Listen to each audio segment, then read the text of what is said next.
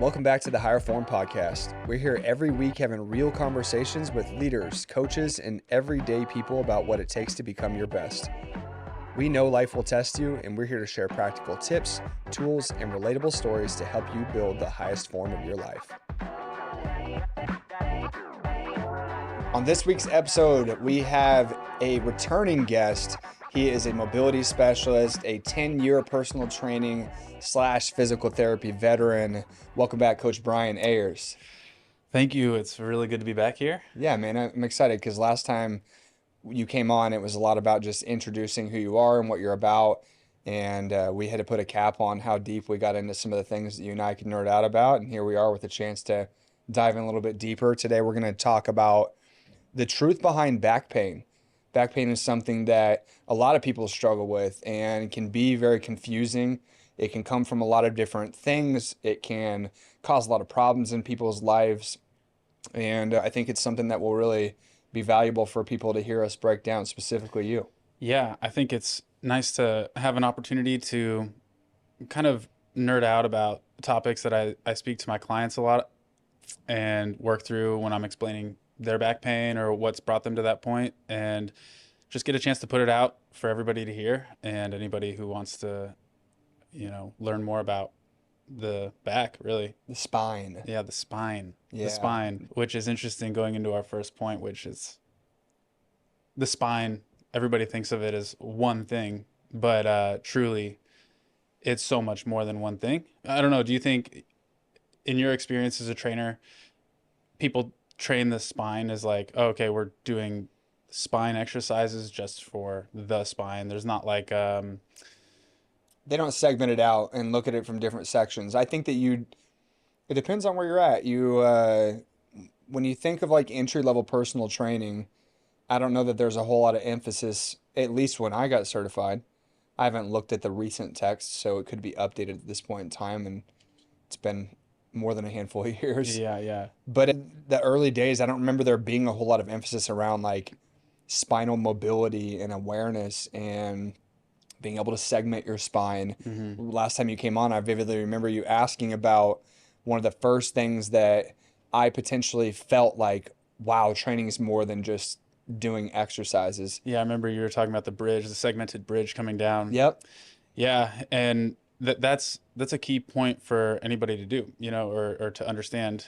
When we talk about like the truth is that the spine is composed of over 20 vertebral joints in and of themselves. And if you even look deeper than that, the spine is really composed of like hundreds of joints. When you factor in all of the little facet joints on the back of the spine that articulate to create these columns for the nerves to go through. So, more so than just one spine, it's really like hundreds of joints that comprise the full spine. And I think that when we look at how much chronic back pain there is in the world, as well as how many spinal injuries there are in general, you have to trace that back to the oversimplification of training the spine as one thing, one unit, brace the spine or just, you basically don't segment the spine essentially. Yeah. Well, I know that you have all these different camps about like spinal engine versus more anti-rotation and rigidity. Yeah. And Yeah. It's just another scenario where it doesn't make sense to put something in a box. Mm-hmm. And I think that it's exciting to hear you talk about breaking it down. And I'm looking forward to really getting into some of the things that can help people see this from a perspective of someone who has seen a lot of people with different types of limitations, acute injuries, maybe some level of dysfunction, or just even a lack of connection around some of those things too. You know what I mean? Yeah, that's a big part of it that I'm sure we'll dive into. An example that I'll use a lot is comparing, let's say one vertebral joint to another joint in the body. And I think that gives people a better understanding of like what you're actually trying to do when you're training spine.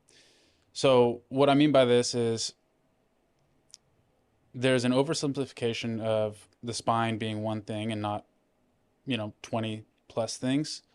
And therefore people have like this fear of moving the spine in strange ways, like flexing their spine or like picking something up with a rounded back or rotating the wrong way. And because they think that like, well, that's how I got injured at one point. And so I can't do that anymore. And so then they start to get into the anti-rotation and the anti-flexion and the, okay, I need to be solid and braced for this plank or this pal-off press that I can't rotate in, or I can't let anything move.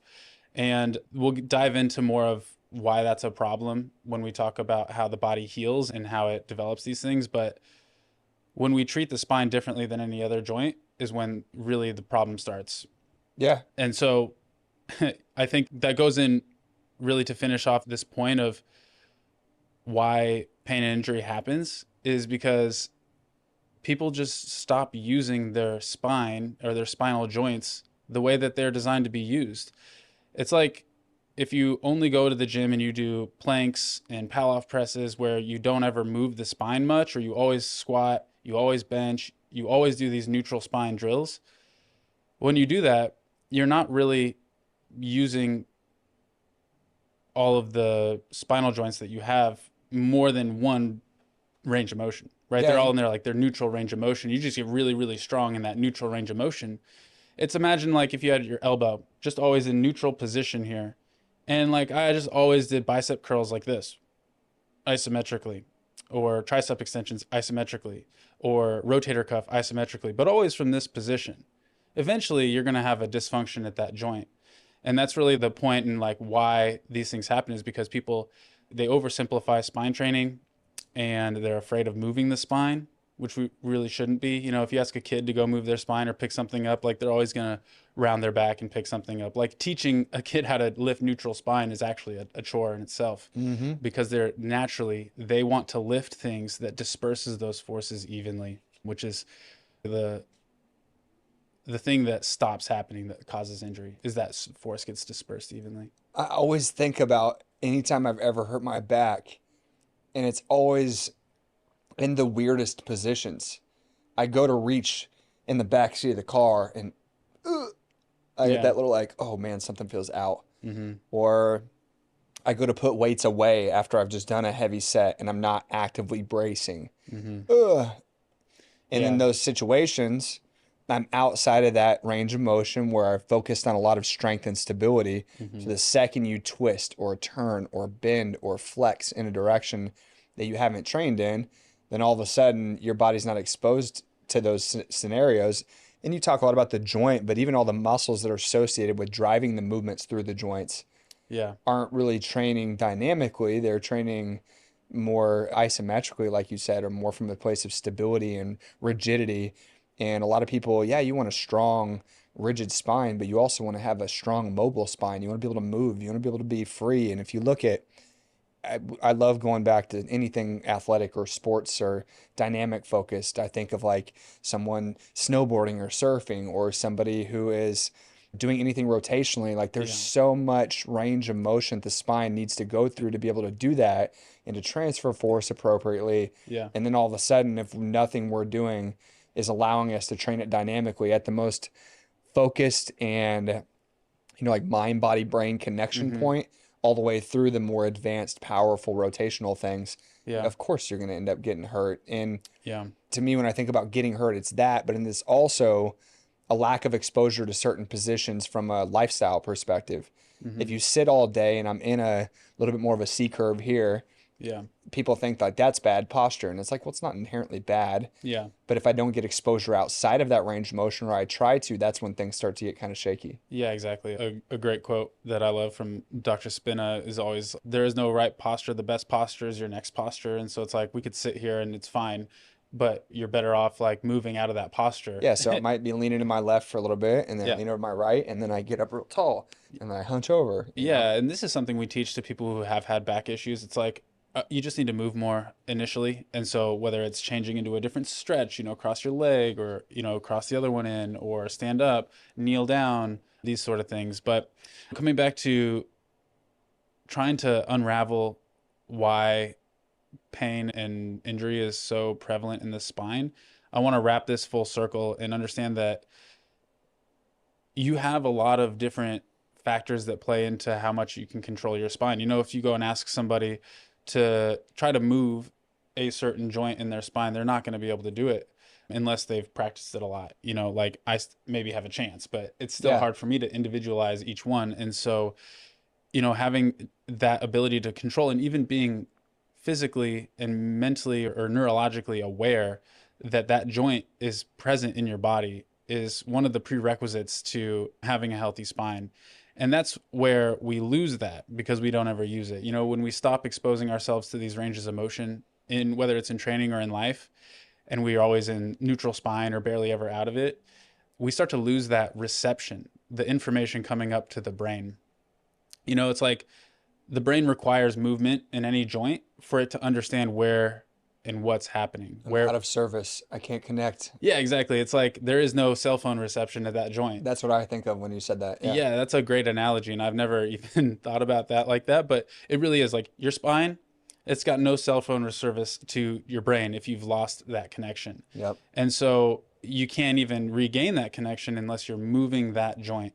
So if you're stuck doing neutral spine everything, then you're never awakening that. Stimulus, response, connection, Yeah, whatever the yeah, word that is. service, Yeah. that connection.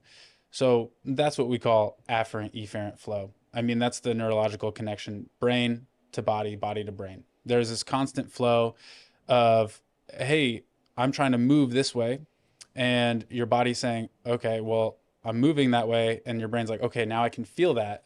And so there's this dynamic loop of this. And it's funny because that's one of my notes for the very end of the podcast is to like hone that in. But it's something that we'll come back to throughout the entire story about why spine injuries happen and what to do with them. Another thing that pops up to me is just getting really clear about the fact that each section of your spine is designed to operate a little bit differently and maybe serves different purposes in movement and stability.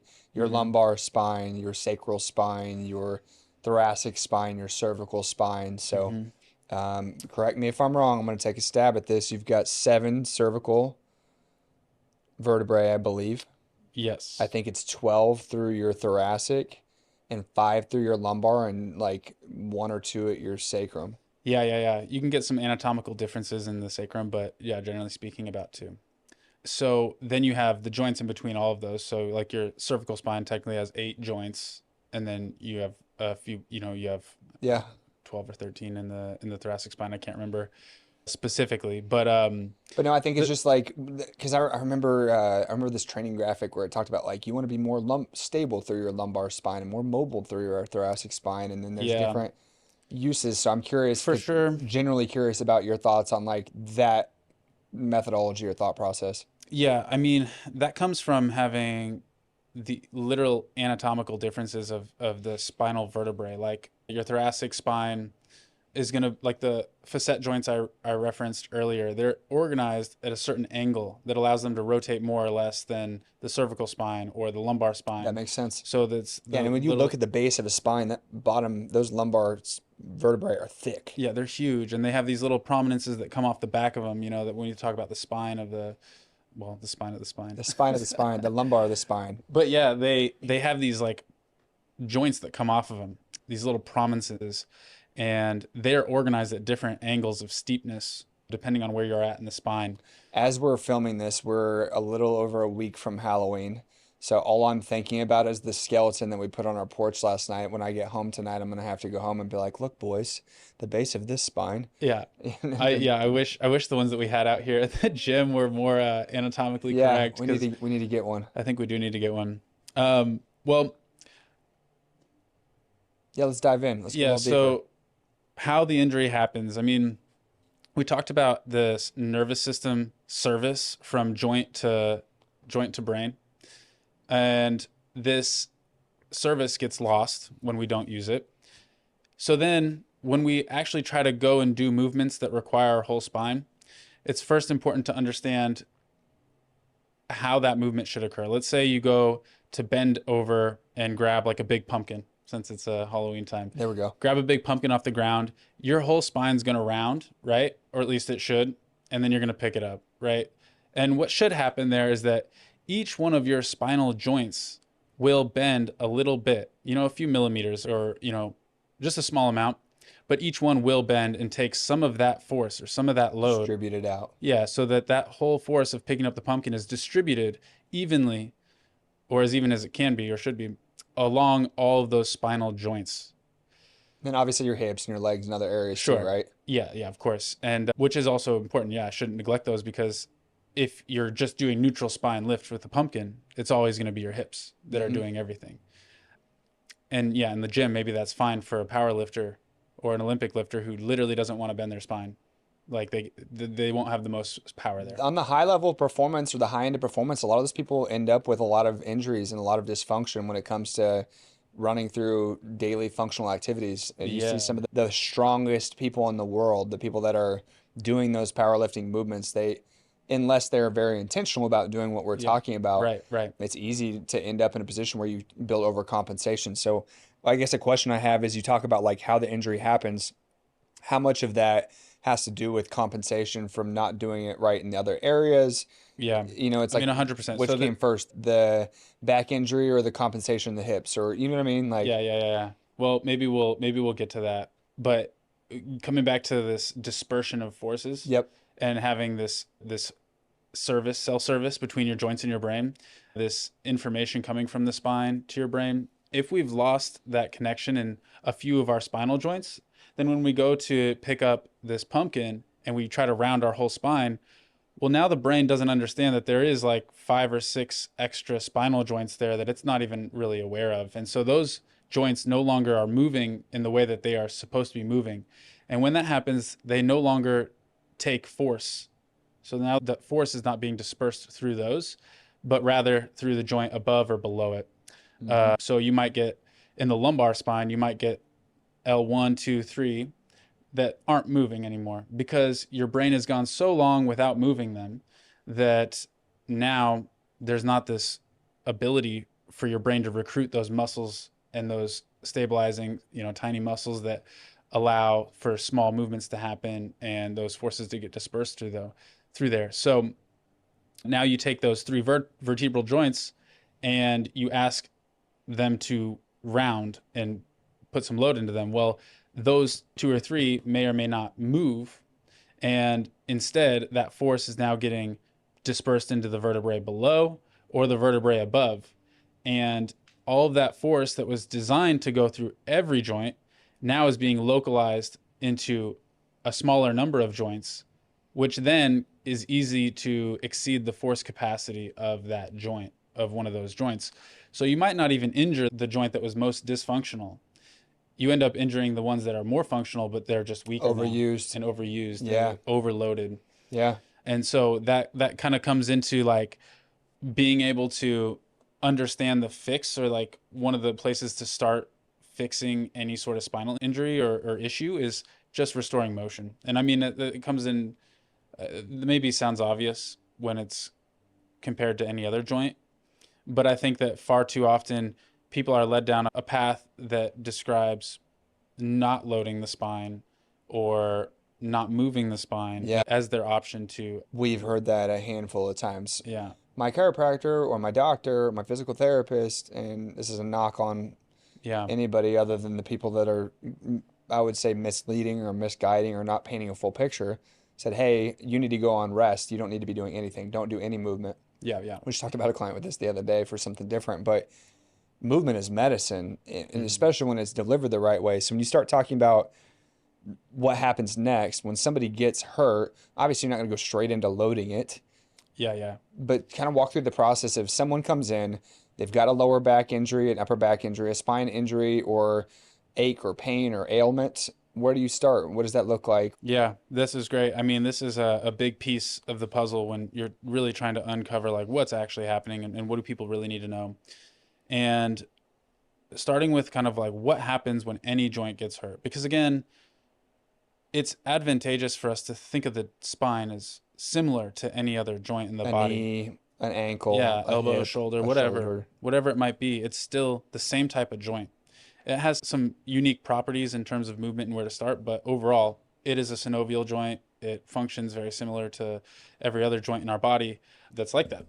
So, when we get an injury, you know, obviously the severity depends, but in general, you're going to have an inflammatory process that gets triggered and this whole cascade of events happens. So, typically, when you have an acute injury, there is a period of time when you do want to protect the joint from further injury. Okay. Correct. So there is a period of time when like movement is difficult to achieve and like, but it shouldn't be a very, very long time. If it's super serious, then it might be longer, but typically not more than a few days Yeah. before you can start to do some movement and introduce movement.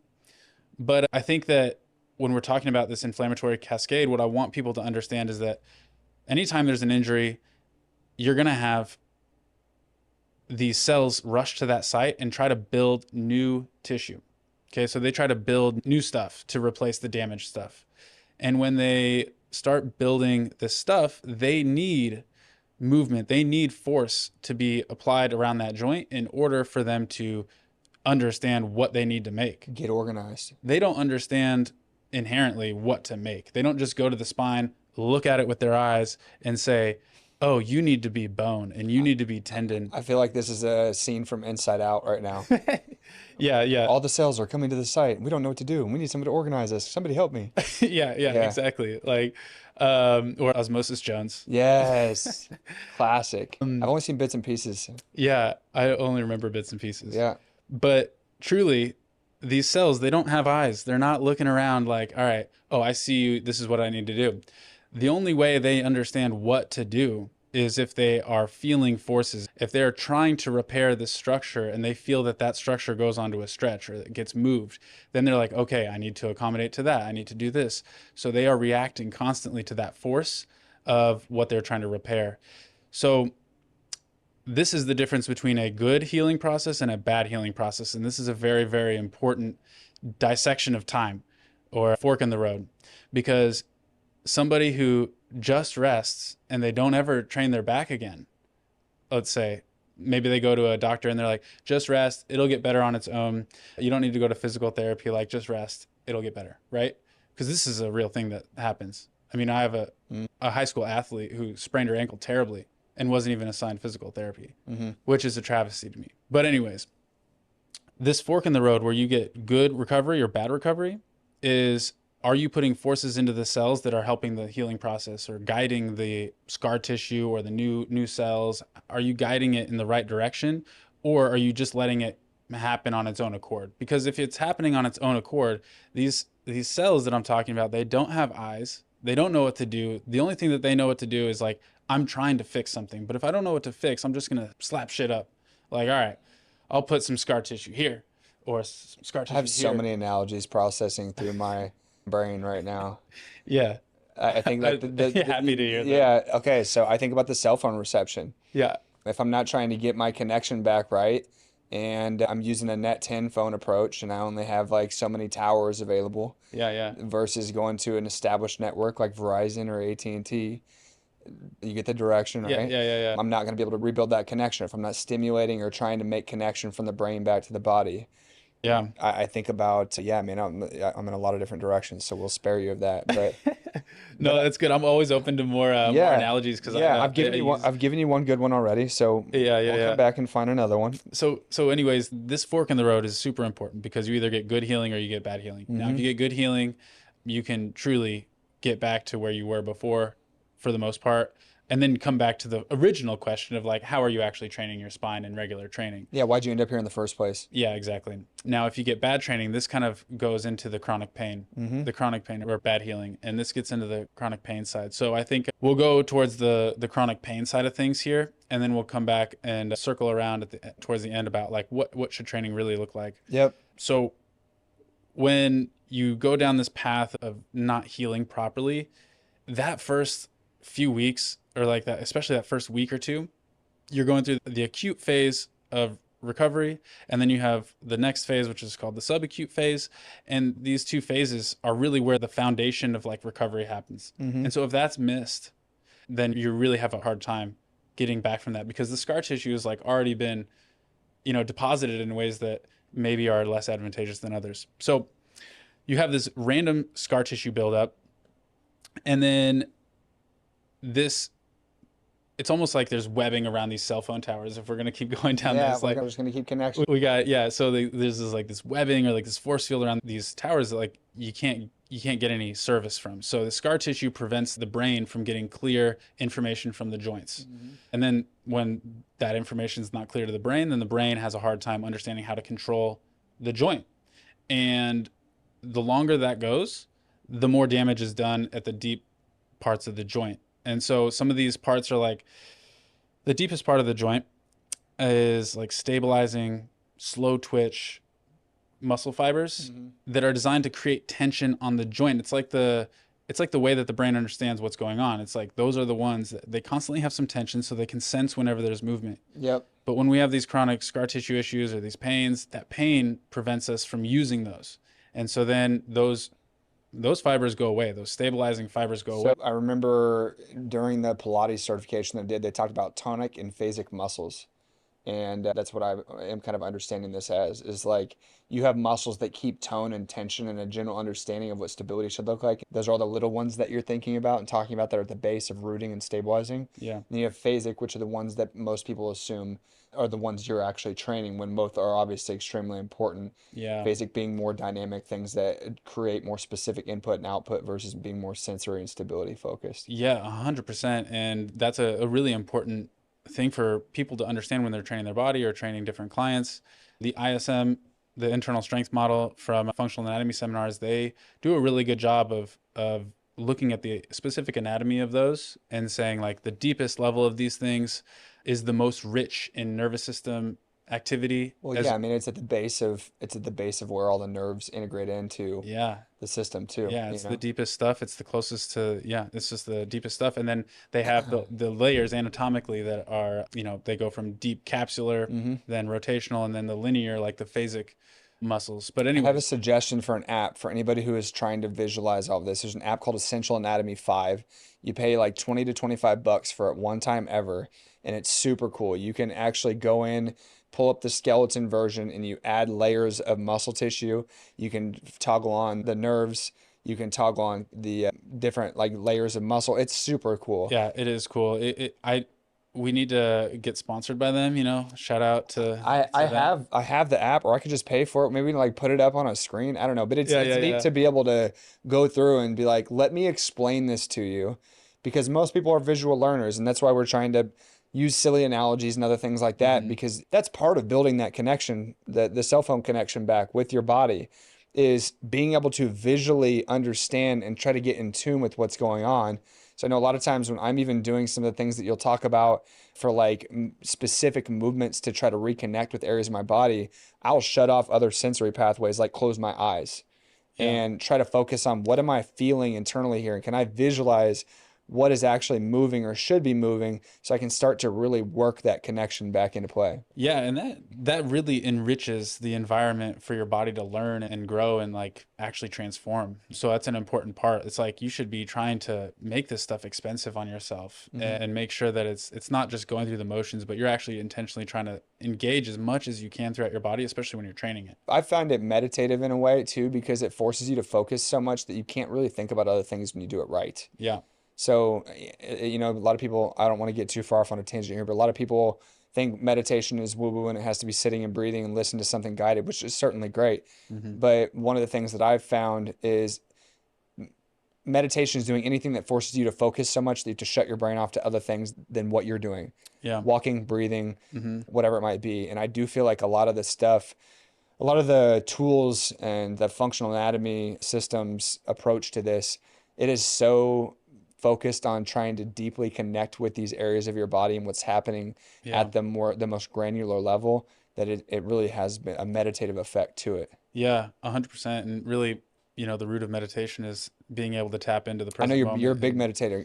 I do like to meditate. It's kind of funny because it's just like, do I like to meditate or do I just understand that it's necessary and then I know that I feel good after doing it? Just Hmm. like strength training, right? A lot of people make the take like, I don't like exercising, but I know that it's good for me and it helps me feel better throughout the day. And there's definitely an element of that when it comes to like meditation. But on the other hand, if you get into a good meditative state, then it really does feel good. It's just hard to get there. Yep. So Anyways, yeah, we'll come back, but you're 100% on with that. So coming back to this, what's happening when we lose these stabilizing deep muscles around the spine, what does our body do in order to find stability when it doesn't have the stabilizing muscles available. Well, it uses those phasic muscles like you were talking about, but it uses these superficial, powerful muscles. Like if you can think of the name of the muscle, if you can think of a name of a muscle, that's a, Glutes, yeah, hamstrings, quads, yeah, hip those are flexors. exactly, those are all big, superficial, powerful muscles, erectors, Hmm. like these sort of things, or rectus abdominis, like your Yeah, abs, your six abs, pack. yeah. Yeah. So these are all these superficial, powerful muscles that are supposed to move us in dynamic ways,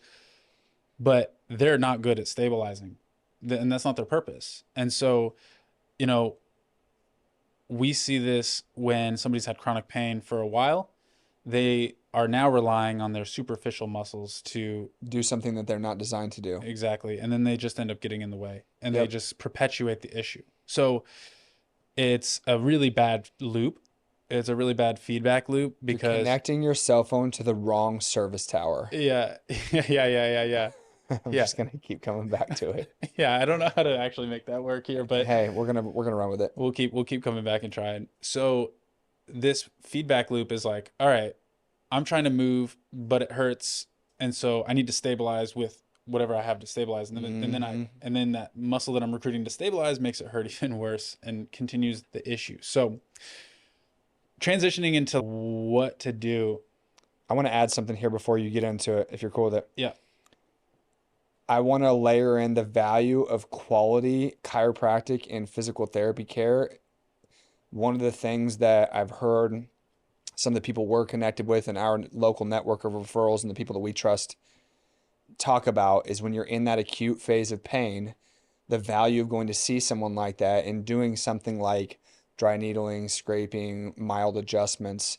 Those things are there to put out the fire, the inflammation, help Hmm. reduce the that initial acute stress response. Yeah. And then if necessary, do some mobilization, joint mobilization to create an opportunity to put things back in the right place if they did end up quote unquote out of alignment. Yeah. And then beyond that, continued adjustments are only external ways to be able to drive movement to that. So I think that there's opportunities for that where that's necessary, but then if you don't layer in the ability to get into those positions and move in and out of them yourself, Hmm. that's what I'm imagining that you'll Yeah. talk a lot about. And that's where our scope of practice is. Because I know that sometimes we have people that listen to this that are in different industries. Maybe you are a chiropractor or a physical therapist, or you've got one that you work with that you're diehard bought in for. That's awesome. Those people do a great job. They have Yeah. their role in being able to do that. And our goal, especially having worked with Bryan for a long time, is to create that bridge and bridge the gap to what can't we do and what do we refer out to when it comes to any of the manual manipulation or treatment strategies. Yeah. But getting you out of the acute phase, how do we rebuild you back up, which I'm sure that's where your focus will be at. But I just wanted to layer that in there because I think, one, I like to cover my ass in case somebody wants to come talking smack about how we're getting out of our scope. I do Yeah. believe that everybody has their role, and we are trying to create something that is uniquely getting closer to that than most trainers or coaches would not, because I think it's necessary. Yeah, for sure. And it's super advantageous to be able to have a team of people to work with you because the treatments that you'll get, physical therapy, chiropractic, whatnot, you should always have this sort of mobility concepts that we discuss. That Mhm. should always be in the background of a physical therapy treatment or a chiropractic treatment. They should go hand in hand because talk to any chiropractor, they'll tell you they make an adjustment. They want you to move and use and be able to like make sure that Hold sticks. the adjustment. Hold the adjustment. And Yep. so, what better way to hold the adjustment than to improve the signal that you're getting from your brain to your joints and your joints to your brain? And the best way, truly the best way to enhance that signal is through movement Mhm. of that specific joint. So that's number one when it comes to getting out of chronic back pain is restoring movement. And I think I'll bring up one of my clients because he came to me and he couldn't even move his upper spine. Like he had so much tension and apprehension that he couldn't even move the different parts of his spine. Like he couldn't flex his upper spine without something happening at his hips. And so it took us 4 to 6 weeks even to just be able to restore his ability to move these other sections of his spine, not even the sections that were in pain. This wasn't even the sections that were in pain. So we had to spend a lot of time to actually be able to restore the movement of the different spinal places that weren't moving because again we want to improve the the ability for these joints to disperse force evenly through each one. And for that to happen, they all have to be able to move. So we have to restore motion first and foremost. And that also allows us to improve these signals from joint to brain. Once we're talking about chronic versus inflammatory, this can get a little nuanced, but in general, once you have movement available, then you can start to load these things isometrically in a safe way where it's like, okay, you're safe here. Let's start to isometrically load this. And now the interesting thing here, and truthfully, this is the most important concept when we're talking about individually loading spinal joints and treating them like one joint. When I say isometric loading, it's not always just a plank or everything anti-rotation. We can even try to target one of those vertebral joints, like a low lumbar joint or something that we're trying to increase its stability. We can try to have the client actually feel that joint engaging or the muscles around that joint engaging at a really deep and small level. Mm-hmm. But even so, it's rich with the right type of movement and the right type of isometric load. It's not just loading the erectors in a. Yeah, as I'm imagining this, I'm thinking about you establish movement to resend a base level of connection, and then you do isometric, which would be like focused movement and almost like a magnifying glass to Yeah. drive more energy to it. Yeah, exactly. It's almost like it feels microscopic when you're trying to do it Yes. yourself because it's these small joints, and you can't load those if you don't have any signal going up and down from the brain to the joint or the joint to the brain. And so when you restore movement, you start to gain some of that information and then you can start to load it. And isometrics are just the safest way to load something. So we start with isometrics. Yep. And once you've been able to get those isometric loading, because that also helps with the white stuff, the connective tissue. And then once you get that white stuff, like the foundation, we call this the architecture. You laid out like what these lines of pull should Yeah, I be. think for visibility's sake, you have a bone and you have a muscle, but in between those two things is the connective tissue. Yeah. And, we don't need to go too deep, but like the bone is also connective tissue. But so it's like an extension of the bone coming to meet with the muscle, and the muscle pulls on that. Yep. And it gets chaotic. That's the bioflow model. Yep. It's really cool to nerd out on. But Yeah, if you want a visual of this, check out the functional range conditioning bioflow imagery. yeah, If you Google that, I'm sure you could find it. yeah, I'm sure.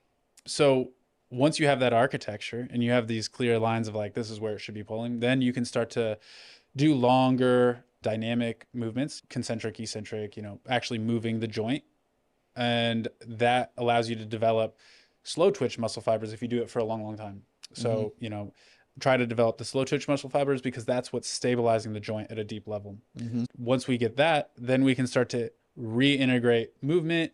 I mean, of course, you can, if it's appropriate, go into further strengthening of those deep, deep muscle fibers. But at that point, you should have a much better functioning spine. Yeah, a better Uh, foundation. yeah, exactly. And then that's when you start to reintegrate movement. And then teaching it how to disperse broadly again instead of down this narrow piece. Yes, yeah, exactly. And that's the strategy that I take with bringing people back from chronic issues. And it does take a lot of work. And that's one of the things that's really key for people to understand is that this stuff takes a lot of time. It's like we talk about some of these treatment options that somebody might say my back is tight and they've had chronic back pain, right? And they say my back is tight. I need to go to my physical therapist or my chiropractor to get dry needling done. And Great, do that. But also, yeah, exactly. That in and of itself is not some magic cure. And when you get it done, it does grant you this window of opportunity where you can then train this space that has just been opened up or this new information that's just been opened up. But people miss this. And I think most chiropractors and most physical therapists understand don't have the platform and in a lot of cases to be able to continue treatment because a lot of people are seeing them on insurance or they're seeing them on correct. short visits or something like this. And so they don't really have the platform to be able to be like, I mean, a lot of them do, like, especially ones that we So network that's with. what I was just getting ready to say is there's starting to become more awareness and the Midwest is always the last to adopt to these things on a larger scale, but there's starting to become more awareness and there are people especially in our area, but even more so in some of the more faster growing areas of our society, Mm-hmm. where people are meshing in these therapy and training based models. We interviewed Brandon Reed with Trajectory Spine and Strength. He's a guy Yeah. who works out of a fitness facility Mm-hmm. and always has, and talks a lot about how you can integrate that into the movement side of it too, right? Yeah. So if you don't have that person, which isn't always the easiest to find, No. or that team, then having both ends of it, and like you'd said, building the team of people who can help you create that space and that opportunity and to treat the acute flare-ups that happen through the process, the long process of Yeah. rebuilding something, then also have someone there to train and to do those things hand in hand, partner and work Yeah. together really well. If you can find a team of people that can work together and collaborate for your treatment, then that's the gold standard. There's a couple things that I want to go off of with that. First of all, the idea of time, how long it really takes Mm-hmm. to heal something. If it's chronic, that's going to look different than acute. We talked about the good recovery process. Mm-hmm. That can be relatively fast because you're using the cascade of inflammation that's designed to repair things, and you're using that to repair what you have. Yep. So then if we're looking down the chronic path, this is where things get bad because you have the, like what I talked about with the atrophy of slow twitch fibers and stabilizing. Well, over time, that is an actual change to your anatomy. It's Mm-hmm. like things aren't there that once were there. So then when we come back and we look at like, hey, how do we make changes to this? How do we improve this? We can't just do one treatment and say, okay, you're good. Like one stretch or one It, manual therapy session. it's funny because I think there's two different ways to look at it from the outside looking in. In some ways, that sounds like duh. If it's been chronic and it happened over a period of time, it's not going to go away overnight.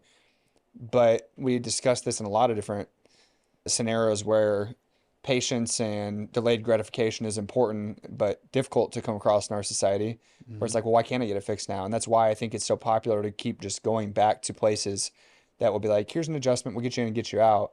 Yeah. So Yeah. I think the So question is, do you really want to fix it or do you want to just treat it? yeah, yeah. And if you're treating it, then nothing's really going to change. If you're actually fixing it, then you are changing your anatomy. You have to change your anatomy and your biology, your nervous system. Like it has to change.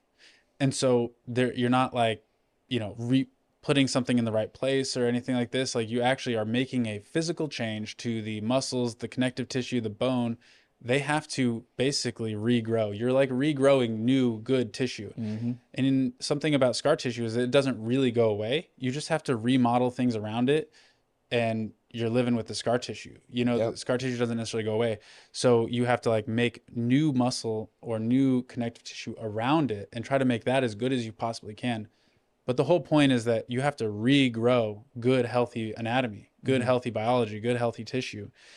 And that's not fast, you know? Yeah. So, and Well, it, and it requires a lot of consistent. I think another thing worth pointing out here is that isn't just a physical, like the rebuilding isn't just a physical effort. That's how well you recover. It's how well you eat. Yeah, It's all the nutrition. things that have to go with building muscle or regenerating anything.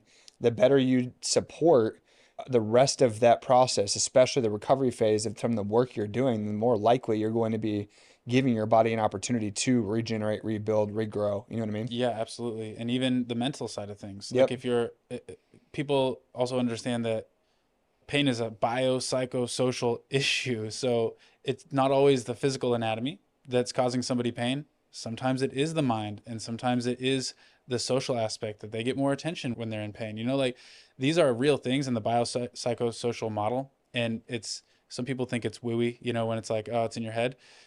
But people that think it's just wooey, like they just haven't they haven't probably experienced what it's like to be that sort of psychological challenge, Mm-hmm. so they just don't understand it. But it's a real thing. And the pain model, that's why pain is like really, yeah, Hard to explain, hard to tackle, hard to adjust. You know what I yeah, mean? yeah, yeah, yeah. But Well, what are some of the things that you would, if somebody says, I have back pain, I listen to this episode, and I was really hoping to get some 2 cents on where to even go from now. Maybe I understand where I'm at. I'm in a more acute situation. I should go see somebody and get moving again. If it's more chronic, I think that's probably where people are like, maybe don't feel like they have as much because it's probably a little more daunting to tackle. mhm. But like, what's your advice to someone who maybe is struggling with some sort of back pain? Well, seek help. I mean, seek a professional's help, whether it's a physical therapist, a chiropractor, a trainer. That was the other thing that I said I wanted to go off of real quick was just that just as well as I do that not every trainer is created equally. Correct. You have like new trainers that aren't as good as, well tenured trainers or Mm-hmm. people that have more experience or less, people that do different philosophies. So then the same thing goes with any physical therapist, any chiropractor. People think of like, oh, it's a physical therapist, so they're good. They know they're all the same, Mm-hmm. They're not. So there's different levels, just like in any profession. You Any have profession. people that are better than Good cops, others. bad cops. Yeah, Good exactly. accountants, bad Yeah, accountants. exactly. So just keep that in mind when we really value the people that we network with. So if you're listening to this podcast, reach out to us and set up some appointments with our partners, Yeah, with us. We also have videos that we've put out on YouTube. correct. Those are good places to start. Most of the videos on our mobility series on the Avexia Health and Performance page, they are designed to be pretty Simple starting yeah, points. yeah, exactly. Yeah. Yeah. Yeah, it's something that I think a lot of people struggle with. And to finish with the point you had, the more you understand something, the easier you can go about trying to look for the right solution. And I would encourage people to be open-minded. If it's something you struggle with for a long time and you feel like you've tried everything, you probably haven't. And the more you can understand about the scenario and be open-minded to things and know what to look for when you're looking for help, I think that's absolutely crucial. Yeah. Yeah. Any final remarks? No, not really. I appreciate your time, man. It's always cool to sit down and dive deep on topics. This won't be the last time we have Bryan on for an episode to dive deeper. If you guys do have questions or things you would like us to touch base on, whether it be shoulder, hip, knee, we both have worked in the corrective exercise space, even more so Bryan now and previously in some physical therapy space as well. But appreciate you guys tuning in. We will catch you next week. This episode of the Higher Form podcast is powered by Avexia Health and Performance, your home for smart training, simple nutrition, and real accountability. Built to help you look, feel, and perform your best. Whether you're just getting started or chasing your next level, visit AvexiaKC.com to learn more and start building your higher form today.